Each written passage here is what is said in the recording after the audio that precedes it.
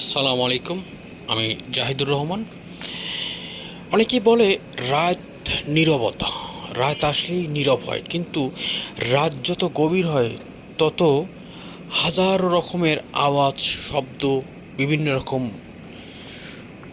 টুকিটাকি শব্দ হয়। কিন্তু রাত গভীর না, রাতের অনেক রকম ভাষা আছে যা বুঝতে হলে গভীর রাতে একা নীরবতা একখানে দাঁড়িয়ে শুনতে হবে যে রাতের আওয়াজ কতটা নীরব আর কঠিন।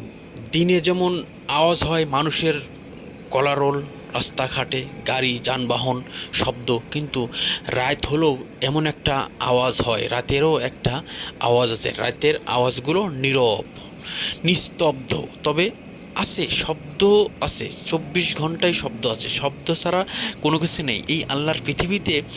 পৃথিবীটা কখনো নীরব হয় না। রাতে একরকম আওয়াজ, দিনে আরেক রকম আওয়াজ, কিন্তু এই আওয়াজটা বন্ধ হয় না। রাতে আমরা মনে করি রাত নীরব হয়ে গেছে, রাত গভীর হয়েছে, রাত নীরব হয়েছে, কিন্তু না, রাত যখন গভীর হয় তখন আরও আওয়াজটা খুব মিষ্টি আকারে কানে ভাসে। তবে এটা শুনতে যে কোনো বেলকনিতে বা বারান্দায় একা দাঁড়িয়ে থাকতে হবে, তাহলেই এই আওয়াজটা শোনা যাবে যে রাতের আওয়াজটা কত গভীর মিষ্টি বা একদম গভীর আওয়াজ।